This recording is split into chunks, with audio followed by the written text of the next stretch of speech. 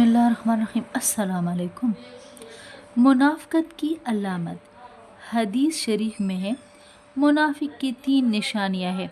जब बात करे तो झूठ बोले, जब वादा करे तो उसके खिलाफ करे, जब उसके पास अमानत रखी जाए तो ख़यानत करे।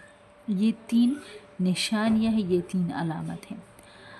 तो इसके पेश नज़र एक मोमिन बंदा पर लाजिम है कि हमेशा सच बोले और सच ही को इख्तियार करे। बच्चों को भी सच ही सिखाएं, उनको सच की आदत डालें ताकि हमारा मुआशरा झूठ जैसी बुरी चीज़ से महफूज रहे। झूठ से अल्लाह ताला भी नाराज़ होते हैं और बंदों को भी सख्त तकलीफ़ होती है, और किसी मुसलमान को तकलीफ़ पहुंचाना हराम है और उसे तकलीफ़ से बचाना फ़र्ज़ है। अल्लाह ताला हमें इस फ़रीज़ा को अदा करने की तौफ़ीक़ अता फ़रमाए। आमीन।